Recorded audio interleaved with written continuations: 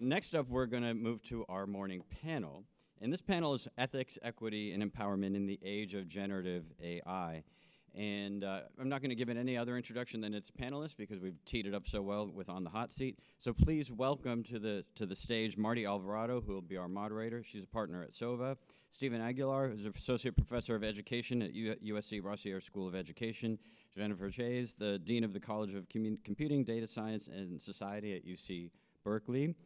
I'm just going to warn you right now. She's going to be a wild powerhouse. So stay at the edge of your seat if you're there already. Rupal Shah, who's the co-founder of CML Insight, and Kelli Hill, head of data insights at Khan Academy. Please welcome our panel.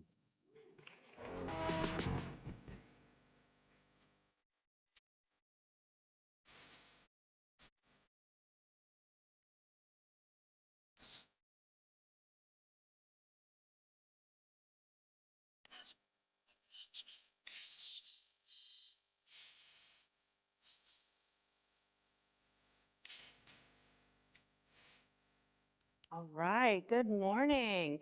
Very excited to be having this conversation and glad we got the bludgeoning out of the way and we can just have a friendly conversation here. So we want to spend the time talking about equity, ethics, and empowerment and the role of AI in those conversations. And I probably should name up front, I am not a tech expert. I don't even play one on TV. So I have been searching and Googling and really thinking about how do we have the conversation around these three areas when we know, as we've heard just earlier on the stage, that there are so many complex issues and tensions and false incentives and all sorts of variables that play into this. And as I was Googling, or actually TikToking, what I saw was this question of AI as a tool versus AI as an agent. And the thing that was interesting for me is that we can all go to AI as an agent a la iRobot, for those of us old enough in the audience, right, to remember iRobot. But we can also think about it relative to the amount of autonomy, power, control that we have as educators. And so when we think about it as a tool, we are also talking about it relative to our ability to monitor, control, police, and or mitigate utilization, right? Versus the empowerment and or the ability for this to operate outside of our control. So with that, we have an amazing panel here of experts who are tech professionals, both from inside our institutions and outside observers, really working with our institutions. And so I'm very excited about this diverse perspective we're going to hear.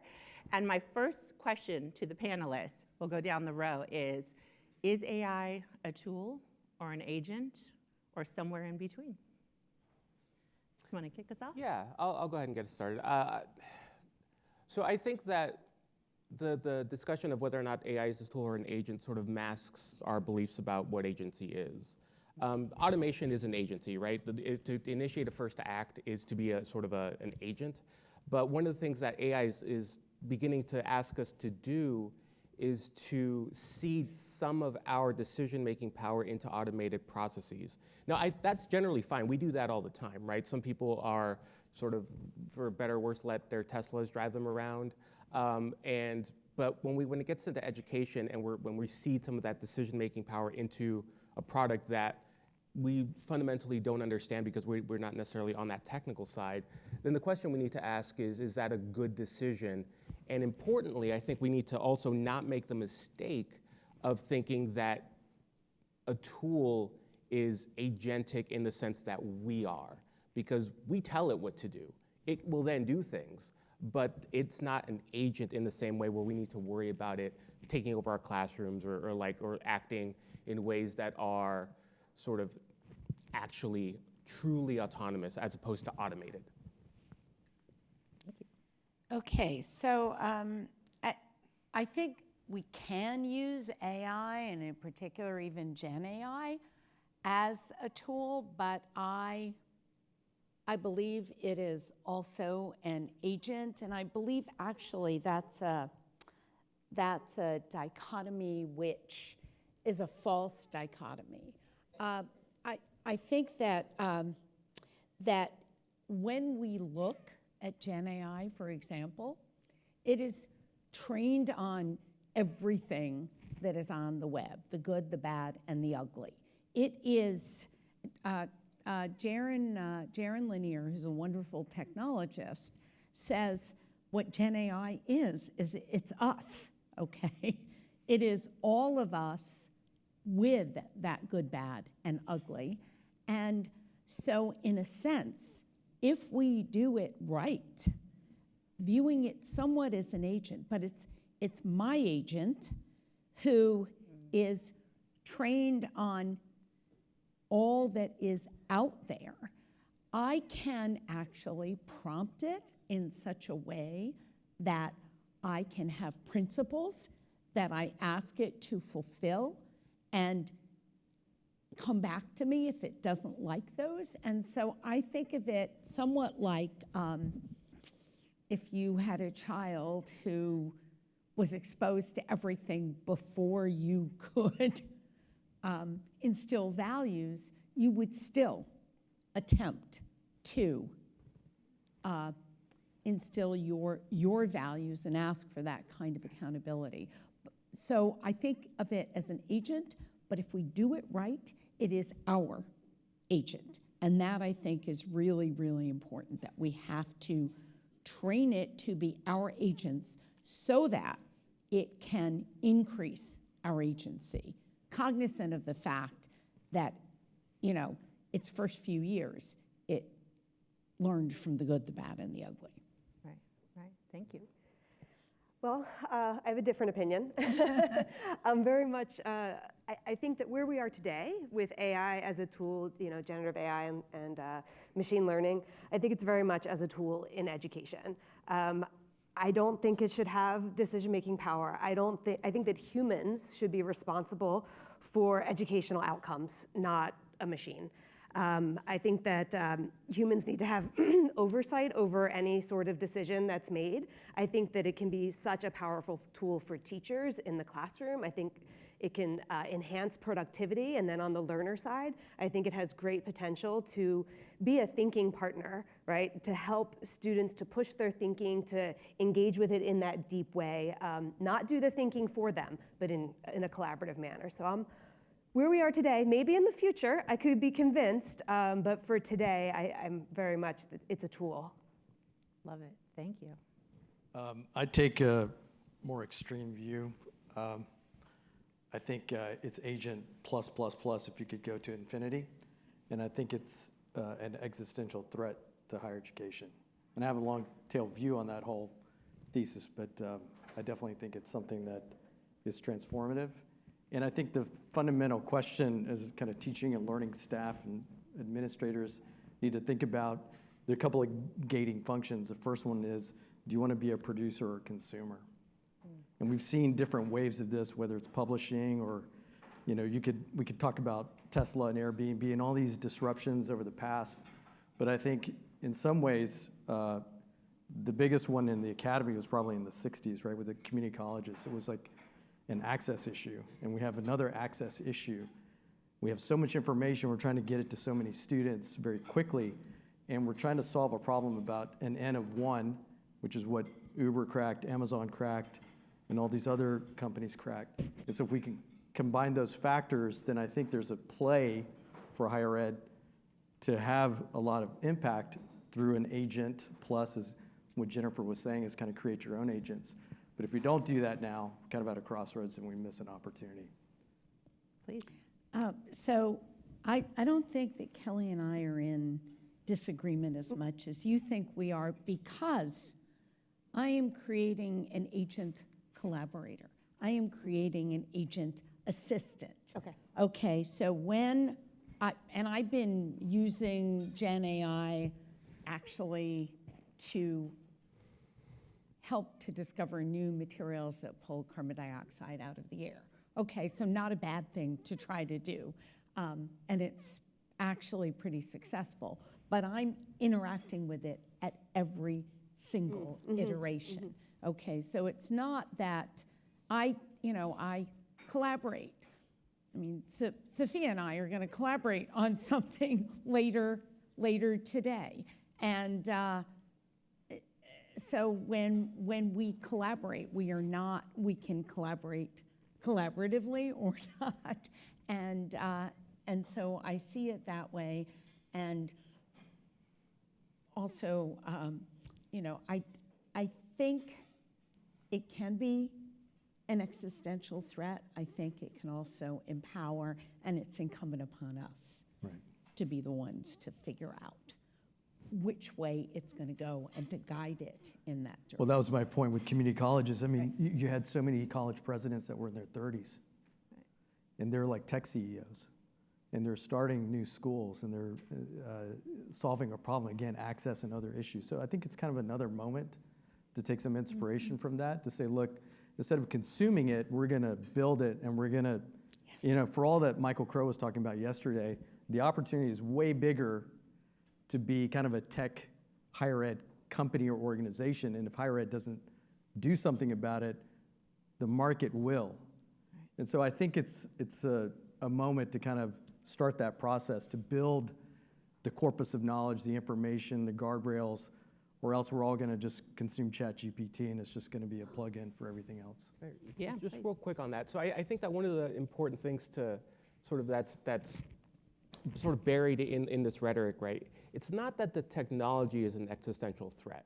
It's the people who make the technology that are threatening institutions that have been around for hundreds of years, right? So this idea that a new technology is going to undermine everything that we've built and the sort of our values that we decide that education should be a public good accessible to all, right? That's actually it can be sort of insidiously undermined by this notion that a for-profit company can sort of act in the public good, but still seek profit, right? So there's a tension there, and that tension isn't something that we need to like throw our hands up in the air and run around, but we do need to ask hard questions, right? So one of the things that we can do that's very concrete is when a tech company comes to us and says, here's a product that is meant to empower your teachers, right? Well, one, I didn't know that you had the power to give my teachers. I thought that they just had sort of agency and power to educate their students. But even if I'm not sort of being glib in that way, I can read the terms of service of any product, and I can see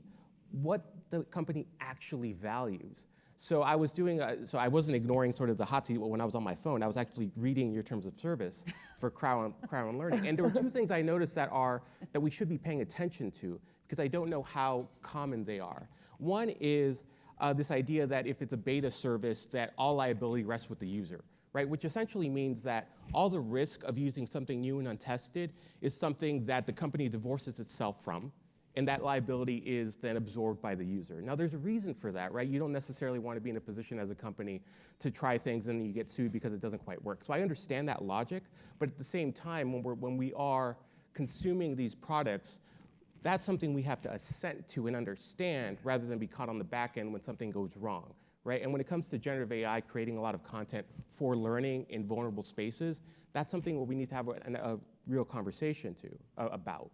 The second thing is sort of this idea, and this is something fairly popular in terms of service agreements, is if something does go wrong, sort of you also decide that you're going to go through arbitration as opposed to allow yourself to litigate, or to become a part of a protected class that then litigates something that went wrong, right? These are decisions that a public goods corporation made because it wants to protect its assets. So I understand that decision, but at the same time, it's a decision that when I think about it, it used to be that we used to say, well, education is just a public good, and we give our tax dollars to it to make sure that it continues to be that.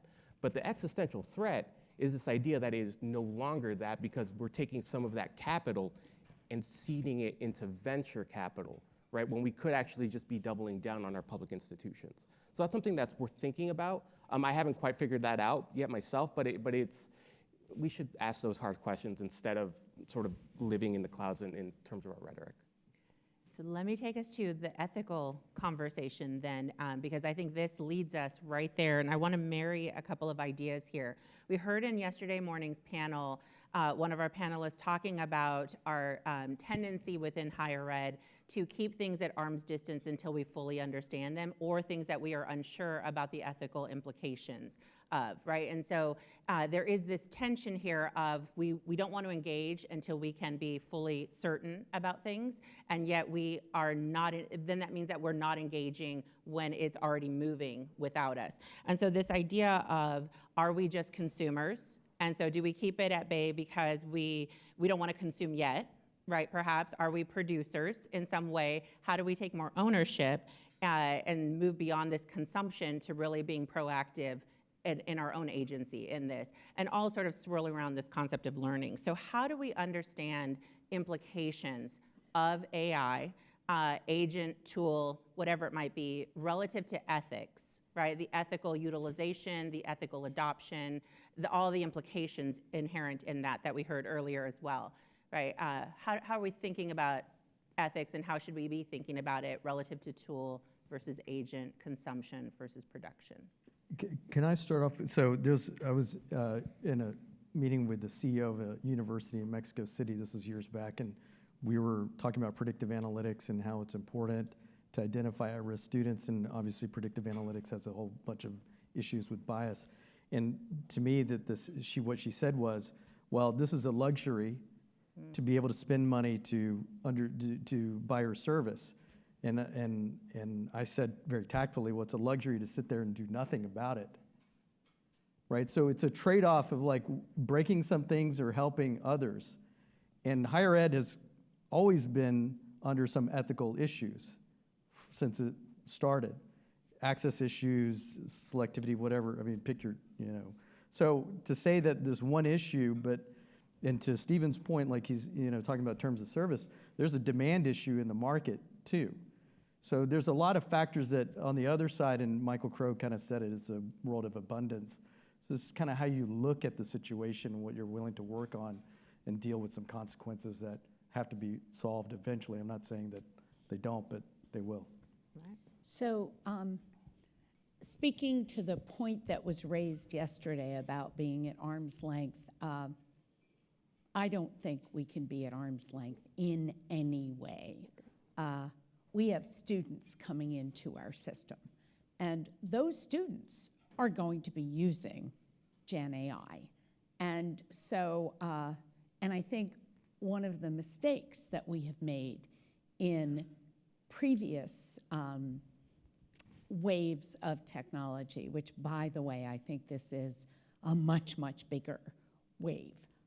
I think this is transformative, will be transformative for good or bad, far beyond anything we have seen, even including, the World Wide Web. But I believe we must engage with it. We must be testing it ourselves. We don't just have to accept the chatbots. We don't have to accept, ChatGPT or Claude. We can start to interact with them in particular settings. We can kick the tires on what they do right and what they do wrong. We can demand some accountability, and we have to create with them. This thing is here. I mean, I was a very naive professor when I started at UCLA. I'm at Berkeley now, in 1987. I was a math professor, and I didn't allow students to use calculators in the classroom. I mean, how stupid is that, okay? So I'm not saying that, but over time, I became immersed in technology, and I realized it's not like we can prevent this. Our students are going into a world with this. We must actively engage with it. We must understand the ethical implications of it, because it has picked up all of the prejudices that are out there. We must do things to create curriculum in which we inoculate our students against that and learn how to use it to empower our students in what they want to do and what our communities need. I'm with you on this point. I think it does need, the genie's out of the bottle, right? Like, our kids are coming up from K-12 and coming into higher ed, and they're using it not in all K-12 classrooms. We heard a great example yesterday on one of the panels, but there's K-12 is having the same struggles that higher ed is having. Like, what do we do? What are the policies? What about cheating and all of that? And this was brought up on the panel yesterday. I think fundamentally it's the forms of assessment need to change, right? If a large language model is going to be your thinking partner, then what does that look like, and how do you measure learning in that context? What does the product look like that an instructor or teacher is evaluating? So I think it does need to get embraced, and I think that it's going to get better and better and better over time. And so I think we need to rethink, what does the classroom look like, and what do forms of assessment look like as a way to work with this technology. But like, I think when ChatGPT first came out, there were lots of universities and K-12 systems that just did straight bans, and then they walked them back pretty quickly, because it's like, this is okay, we can ban it here, but then they're just using it everywhere else. So we need to figure out how to work with that. Right. Okay. Sure. You don't have to jump in. No, I like ethics. So just very briefly, I think that when we're having the conversation about ethics, underneath what we're really having a conversation about is what we value. And I find that very often that conversation isn't had nearly in ways that are nearly as candid as it has to be had, right? What is it that you care about as an institution, as a department? What are the indicators of that value being demonstrated? And that's when you can have a conversation about ethics, because ethics it creates the boundaries that says that we've sort of overstepped and we need to walk back, or that we need to double down on something else we value. So that I'll just sort of leave folks with that. So think about your values. I love this. We heard on a panel yesterday some conversation around the humanities, and I know we're in a room of predominant STEM faculty members and staff, but I think this is also pointing to the juxtapositioning or collaboration that's required between the humanities and the sciences as we walk down these ethical paths, equity paths, all of the above. Full disclosure, my degrees are in philosophy, so that's, I'm biased for sure. So Can I just say one thing about that? So at Berkeley, the largest major is the data science major. We graduated over 1,000 students with data science degrees. It's only 6 years old. Over half of the university takes our intro data science class, and there are 4 components to the major. There's computing, statistics, human context and ethics, and a disciplinary emphasis. So they have to take, classes in human context and ethics, but much more importantly than that, it is woven into every single class in the major. And I think we need to help our students to question, to confront all of the biases that are inherent, because this is the world that they're going to live in, that's going to be run by this, not run, but immersed in collaboration with this collective mind. And so we need to inoculate them against this by teaching it, having them interact with it, having them challenge it. Well, and we're going to move to Rupal in a minute.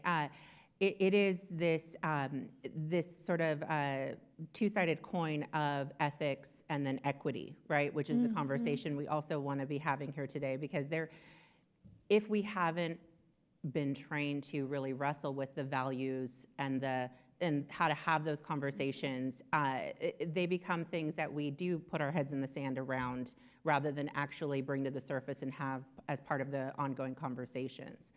So my only objection with that is if we left it to humans, we just wouldn't scale. Like in terms of ethics, it just wouldn't be possible to check every algorithm and do all of that needs to be done.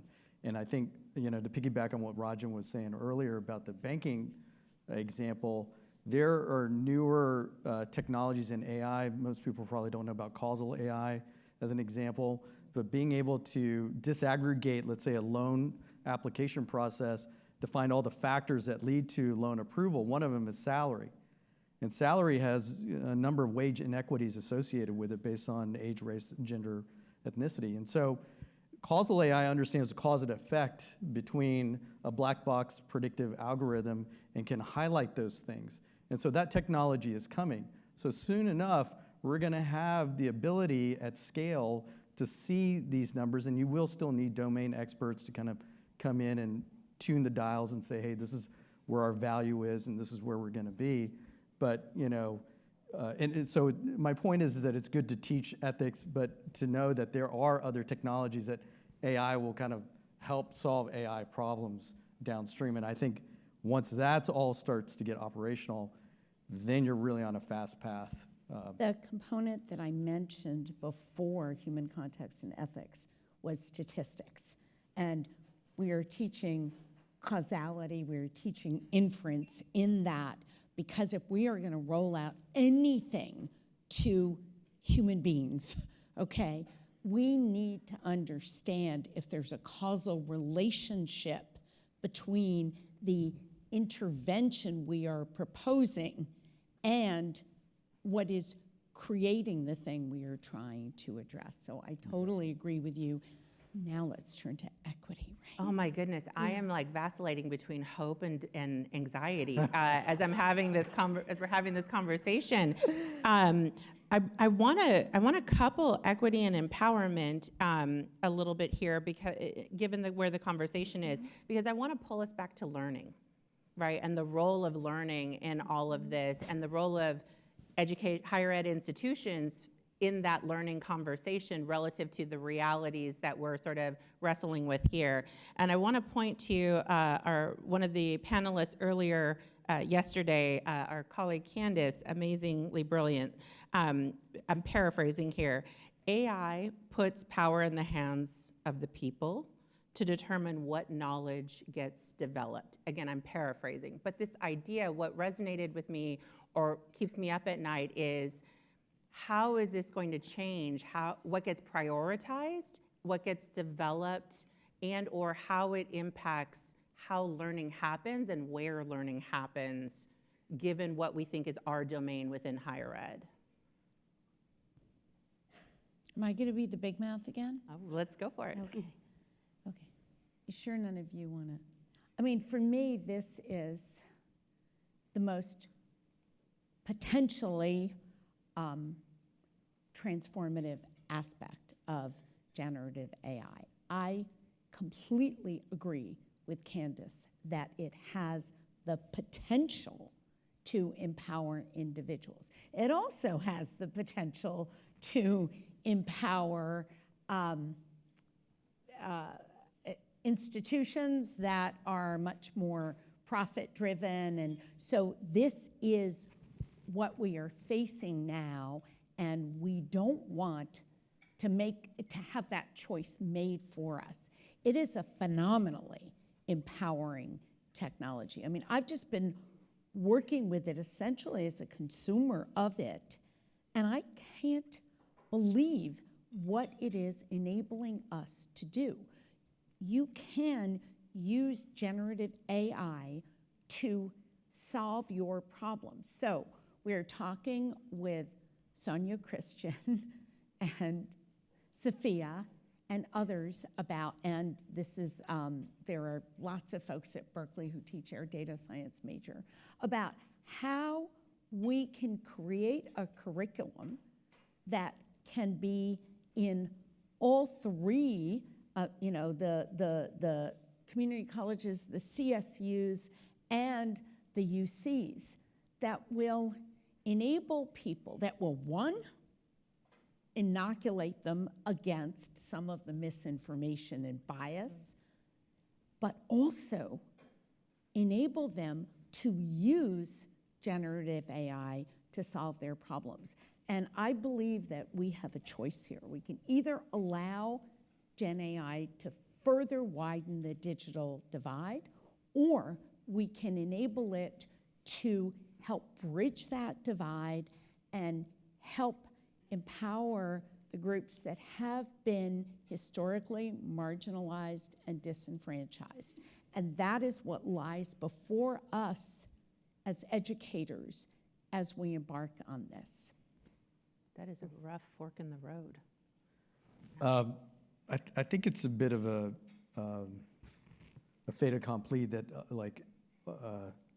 AI is just going to be, I mean, it's like water. You can just like get it anywhere, right? Mm-hmm. It's a matter of like, how much do you want to control that destiny and be part of that process?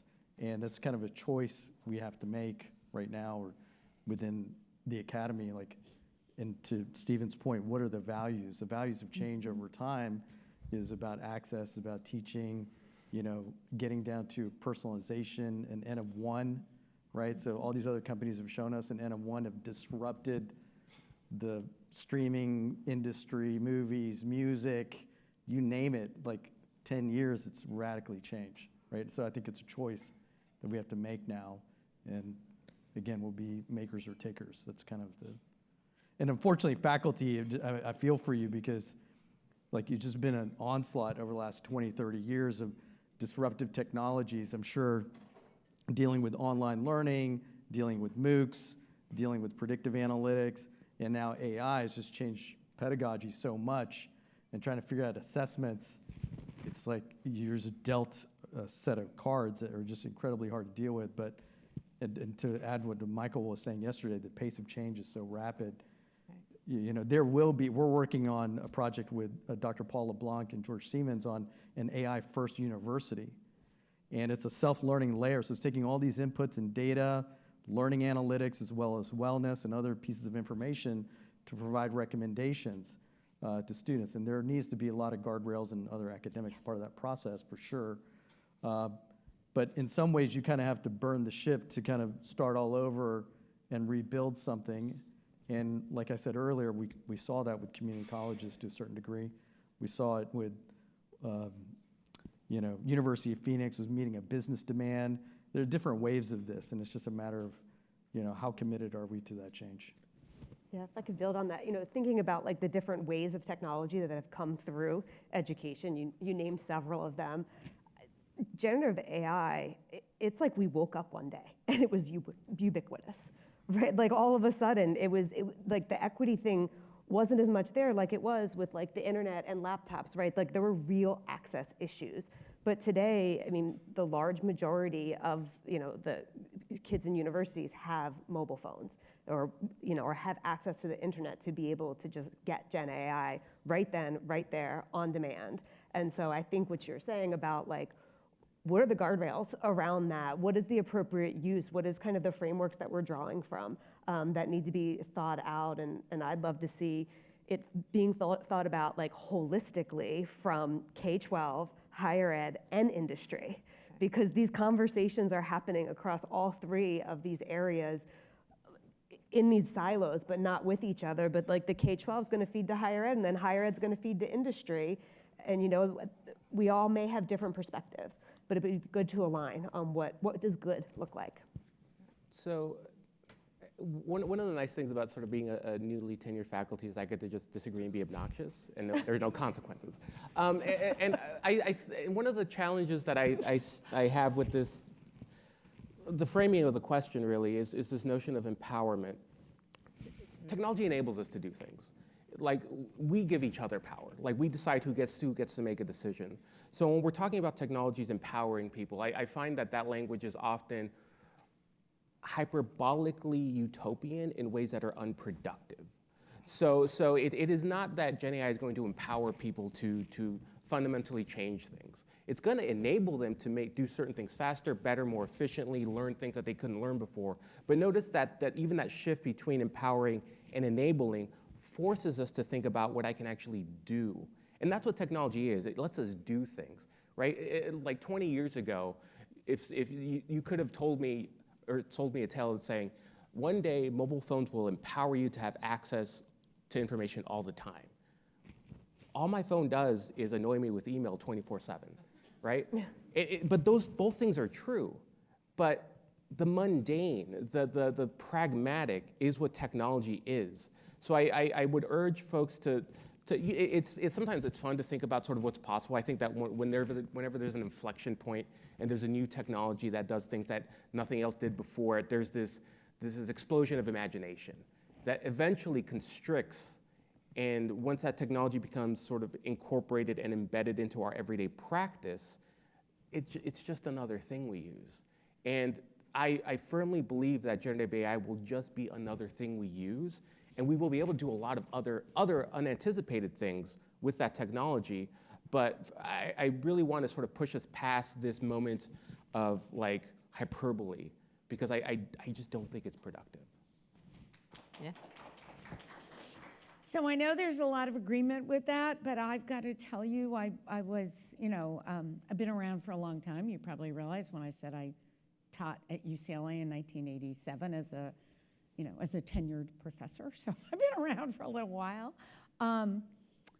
And I was there, and then I was at Microsoft for 23 years, and then I said I have to return to universities and build what I didn't see being in industry. And so I went to Berkeley to help build this new college. And I have seen these waves of technology. I wasn't there for the formation of the internet here at UCLA in the 1950s. Okay, I wasn't there. But I've seen these other waves. I've seen the worldwide. I've seen all of these things.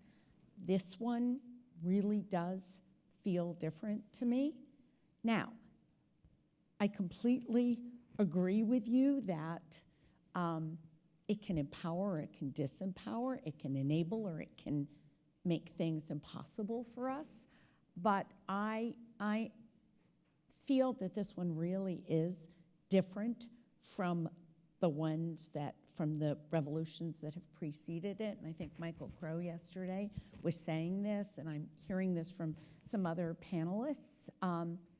And therefore, it poses a greater danger and a greater opportunity.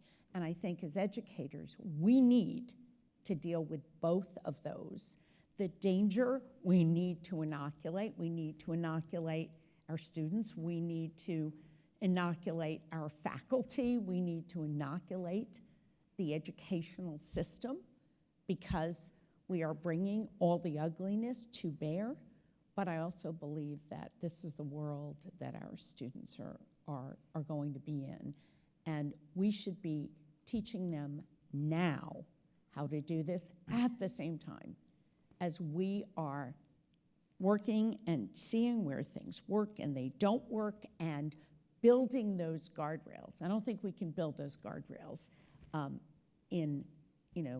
sequestered in certain companies, or we need to be using it as faculty. We need to have our students using it, and then we need to push back when it's not consistent with our values. And I want to just highlight something here. One of the things that I'm obsessed with on TikTok is, I know it's my guilty pleasure. Are students sharing the learning tools that they want and need, the creation of learning tools. So I just turned all of the reading into a podcast, right? And now I'm listening to this on my own, and it's amazing, right? And the different ways in which students are using AI. And I want to go back to empowerment as hyperbole, because I agree, and for the discussion, right? Agree, and I think we have to think about where that line is, because it also goes back to the equity piece, right? We heard yesterday that our institutions are built on, right, inequitable structures, on this elite, right, selectiveness, who gets in, who doesn't. Even when we're open access, we still carry that mindset. And so there is this question of, is it empowering me to be able to learn with vehicles that actually facilitate the ways in which I want to learn, and or is it actually resolving inequities that are perpetuated by our infrastructure, current systems, the ways in which we have done education, right, historically, right? So there is this tension of expanding access to information, perhaps facilitating learning, and also the ways in which we have operated that sort of get to the Uber, the Airbnb models where no one would have envisioned those types of vehicles previously. What does that look like for education? I don't know if there's a question in there, but I think we have to wrestle with that a little bit to bring these together. My comment is, just to be clear, I don't think AI is like the single thing that's an existential threat to higher ed. I mean, we've been building up to it for a long time with learning materials, assets. I mean, in some ways, universities are tech companies with just lots of disparate solutions. I think AI accelerates all of that information. It can catalog and pull all of that and then present it down to an individual that really cares. And so from an equity, access, empowerment level, you could conceive of somebody saying, hey, Siri, I want a chemical engineering degree, put together a 4-year plan for me. Oh, I want to cap it at 20 hours a week, and I have these prior learning credits. And in a few minutes, it has a whole lessons plan, and it has courses that articulate to another university that will give you credit, and then suddenly you stitch together a whole plan. That is kind of the existential threat to existing higher ed institutions. So it's accelerating all of the work that we've been doing over the last 20, 30 years.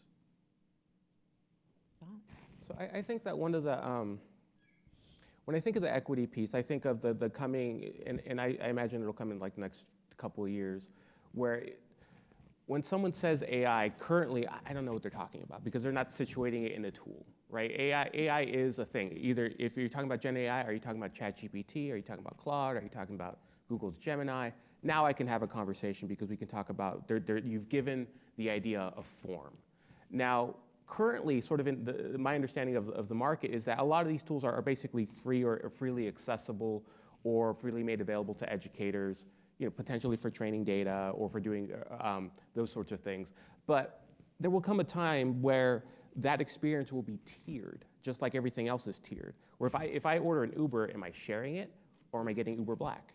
Do I want it to come fast? And if I'm ordering food, do I want it to come to me first, or is it going to make a few stops along the way? Right? This will happen with all Gen AI powered solutions because that is the way they will be monetized. That's when there will become inequities, and that's when we will very likely be in the very similar, we'll probably in 2 or 3 years have this panel, and we'll talk about all the ways that current AI products are inequitable for students because they don't have the money for it. So I see us sort of just replicating what we tend to do with any new technology, which is give the best, shiniest one to the people who have money for it, and an impoverished version to people who don't. But isn't it inequitable to say to a student, give me $30,000 and take all these courses and you'll see it's important, and then they leave and they don't get a return on that? At least you have some agency with Uber and other technologies. You know what you're buying or getting. You know where the car is. You know when it's going to arrive, what the ratings are. I think we're flipping into a different model where we're getting to very personalized agency, and you can develop your own path, and the arbiters who get to decide are now kind of out of the way, and you've allowed kind of a fast lane into certain areas. You've mentioned this a couple of times, and one of the challenges with learning, and you mentioned sort of Amazon and Google, and they can personalize that experience because the outcome is clear. Did you click it? Did you buy it? When we're talking about education, the outcome is, did you learn it? If we had a direct measure of learning, we wouldn't even be here having a discussion about how learning works. So we do not know, we cannot look inside someone's head and say, they learned the thing. We always use proxies, we always use assessments, and we always try to do that better. So whenever we talk about personalization, like I was, I know George, like I was in learning analytics, and that's now become AI, sort of unsurprisingly, because it's hard to drill down and to get students into an N of 1, because one of the challenges with learning analytics, and we had this conversation constantly at that conference, the Learning Analytics and Knowledge Conference, was where's the learning? All you've told me is who might be at risk of struggling, but you haven't told me what and how they've learned, because we don't have the data for it, because there is no direct measure of learning. So that doesn't mean that the solutions aren't going to be useful. They are. Like, we will be able to personalize assessment. We will be able to personalize some instructional materials. But that is not the same as an Amazon saying, I can entice you to buy the thing because you bought other things like this, and I know you bought it so here's more of it, right? That's a different conversation. Go for it. We have always had to assess, and we have always had, really poor measures of assessment. Okay, we assess with exams, and some kids have come up through systems which help them to take exams, and others have not. I don't think that the fact that we cannot perfectly assess is, and I'm sure that you agree with me on this, is a reason not to use these tools. I mean, honestly, I think we will be able to get more data that tells us whether a student may have learned than I could do with an exam which asks, 5 questions of every student. There's a lot more that we can do with this. And in that sense, it will improve learning because we'll have a lot more data. And then we have to look at how our students do when they leave. And that data is there as well. So I think that it will help us to assess students. It will help us to personalize education. And there is no reason that the faculty of all of our institutions should not be the ones who are ultimately setting those goals. So we need to move to questions, but one of the things that I'm now having angst about is that one is being recorded, and if we're saying that we as educators don't actually know whether or not learning, that we haven't been, I know you didn't say it exactly this way, but like, that learning question mark, what have we been selling, right, is the question that's now rolling around in my mind. But so let me open it up for questions. I should have teed this up a minute ago, so I'm going to ask I see a hand, so let's just jump into it. But this conversation was so good. I just have a simple question to Jennifer. What is an empowered student? I think an empowered student, so what I mean by an empowered student is someone who is given a problem, given something that they want to solve. I go off into the world and I get a job and I'm asked to do certain things and I am able to do them. I essentially have assistants who help me to do these things. And, assistants and help and tutors and everything were available to those who had means, and now other people can get that help to achieve whatever their particular goals are. So empowered means that you can create the help you need to answer the questions you want to answer, to accomplish the things you want to do. Is that fair? I teach community college. Students struggle asking questions. Yeah. I feel like that's such a great point, because when we think about the ways in which our systems facilitate and or hinder learner agency, right? Learner empowerment.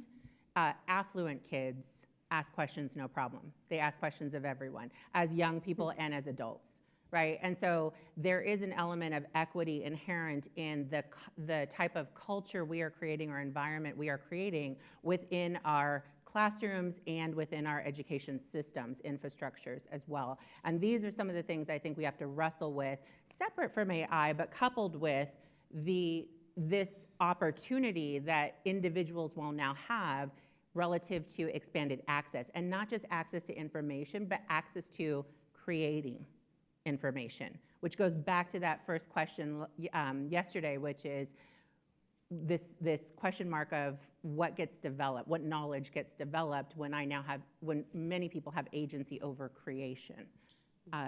Other questions? I have a question over here. Oh, sorry. Hey, my name is Pedro. I'm teaching professor at UC Santa Cruz. And this conversation is so good because I think it brings a lot of different perspectives from different angles.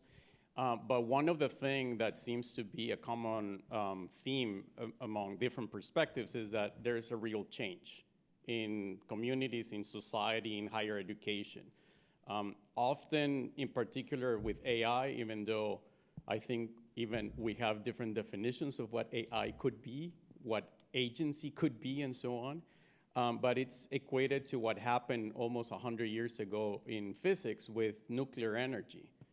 There was a huge revolution around nuclear energy and the possible threats to humanity about nuclear energy. And there was such interest into this that then it became a priority for humanity to come up and say, how are we going to use nuclear energy in our world? What is permitted, what is allowed, what is safe, what is ethical? And a lot of people in the AI communities is thinking about along the similar lines as nuclear energy.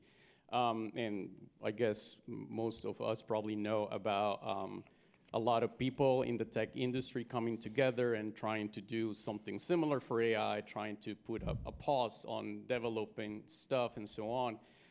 But still, I don't think that has gained a lot of traction, at least in the tech world.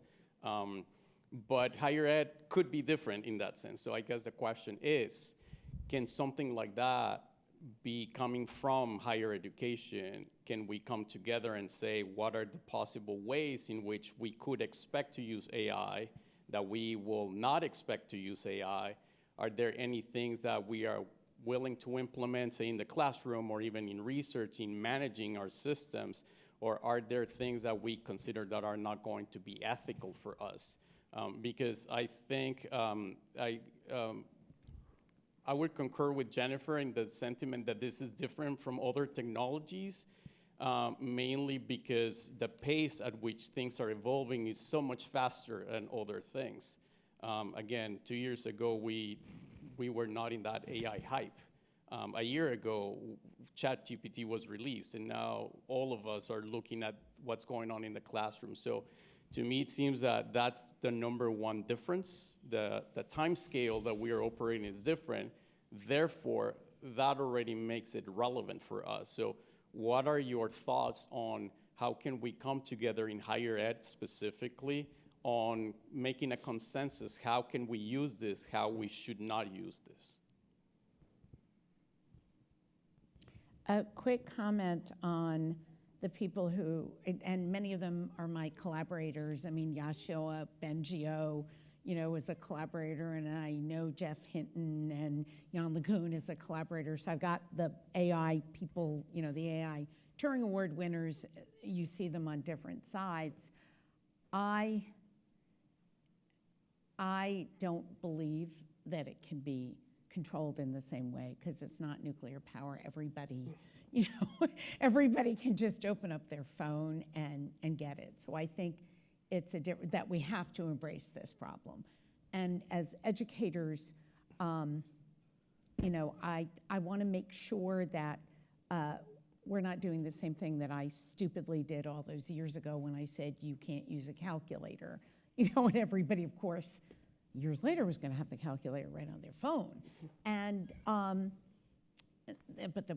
but the smartphones didn't exist, of course, at that time and for a long time thereafter. To say you're not allowed to do this, I don't think is something that we as educators are going to be able to do. I think we need to help our students understand how to challenge the things themselves because they're going to be encountering them. And so I don't think we can set rules for this new world. I think this new world is here, and what we have to do is teach our students to interrogate it, to challenge it, and to have it help them to achieve what they want to achieve. And those are the things that we as educators can do. Thank you. I'm going to come over here. Another question. I'm Boris Saxberg. I'm a learning engineer. My question comes from a comment that one of you made about a student who was so happy to have turned all their readings into podcasts and were happily consuming the podcasts. And what I thought about was, what is that student's learning model? How does that student understand how their own learning works? Because they've just changed from maybe textbooks that you can flip back and forth in and interrogate, you know, what was said before and so forth, to a form of media that's kind of long form, flows by, and is quite hard, especially if you're on an e-bike, to back up to say, wait a minute, what happened before? So the general question is, what should we be doing to help faculty and students better understand human learning and human motivation before they start to either build or use tools like AI to change their tasks? Because the risk is they're going to kill active ingredients in the learning environment without even being aware that that's what they did. Because if their thinking is, well, my goal is to power through this reading, so if I can do it at 3x while I'm biking, isn't that the goal? So where should that come from? Some thoughts?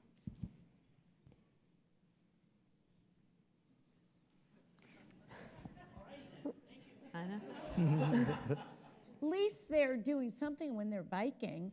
Doesn't mean it's an alternative. I mean, they're learning on some level as they're biking. When I grew up, you couldn't learn on any level as you were biking. So I don't think it's an alternative to the wonderful education they're getting. I think it's a supplement. Yeah, and I think maybe it's like a different form, right? Like, do you get more learning out of reading a book or watching a video of that author explain their book? It probably varies for different people. I don't know if there's any studies on that. There probably are. And so I think it's a new form of media, and maybe this, condensing a chapter down to a 3-minute podcast, maybe it loses a lot of the salient bits, or maybe if they're reading that chapter, they're, doing the old college skim through the chapter or something like that, where they may not have gotten it. So it's probably a very personalized experience in what type of media you consume for your learning and how effective it is for you individually.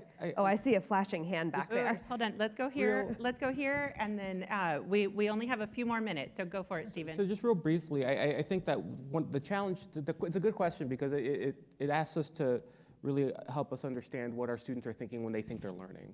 And the model of consumption, I think, is the incorrect model when we're thinking about learning. Texts should be hard. You should struggle through them, and sometimes learning should be slow. And I think that's one of the things that we can often, when we're thinking about generative AI specifically, we can get sort of seduced into thinking that we can generate content, and if we give enough of the right content to our students, they'll consume it and they'll become learners. When that's not what learning is. Learning can be slow, can be hard, and it can be inefficient. So I think that when we're thinking about the innovation around generative AI, that we need to actually be mindful of that. Okay, I'm gonna, one final comment, and then I'm gonna ask the group your advice for our stakeholders. That'll be our last lightning round. But what I wanna say, just because I'm the one who's seen the video, I think it's fascinating. We immediately went to on 3X, on a bike, etc. The podcast is a dialogue with probing questions, and if you haven't seen this video or this tool, I would encourage everyone to take a look at it, because it's actually quite fascinating in terms of the level of engagement that is happening in the podcast relative to the concepts. It's not a replacement, but neither is the classroom lecture the end-all be-all, right? You have homework, you have practice, you have all the pieces. So as we think about the toolkits that students are creating for themselves, right? That is the piece that I think we really have to be wrestling with, because it calls into question our role. I also want to just name real quickly, I heard in the back folks getting amped up about this conversation, which I love, and yelled out taxis when we talked about Uber. We can sit and wait, right, to be the taxi drivers losing business at the airports, right?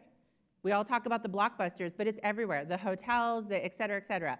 Does it all end up becoming problematic when the Airbnbs go sideways? For sure. But how are we really thinking about the proactive actions we are putting in place now, so we are not at that point going, what happened?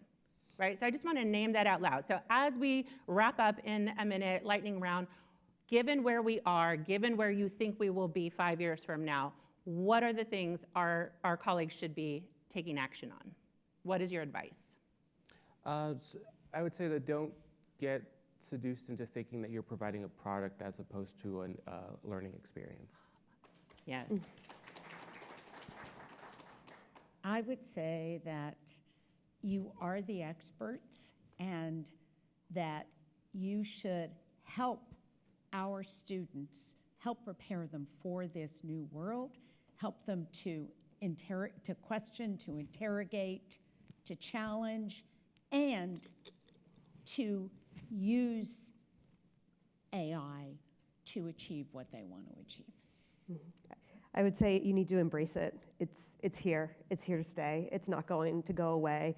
And be okay with being uncomfortable about it. Your students are probably going to know a whole lot more about it and whole other tools than you know. And I think be okay with that and embrace it and see how you can use it to really transform your instruction and think of new innovative things that you can do with this new tool. Because that's what we're doing in the workforce. That's what we're doing in industry. I would just say two things. One is, have a discussion about values, value alignment across the different segments, and reevaluate the value across those different organizations, what matters. Are you transforming a student? Are you teaching, learning, are you giving them a career? They all have different needs and wants. And then the last thing is just to cast forward and reason backwards that it'll be an eventuality that there will be potentially an AI first, fully AI university. And how are you going to play in that role and compete? And I'm not saying it's good. I think Dr. Ochoa said something like cheaper or faster doesn't mean cheaper, or cheaper doesn't mean better, something like that. But how do you want to play in that spectrum? And the competition's on. Thank you. Thank you. Round of applause for this panel. Thank you so much. Thank you. All right. Thank you, Marty, Stephen, Jennifer, Rupal, and Kelly for an outstanding, engaged, provocative panel.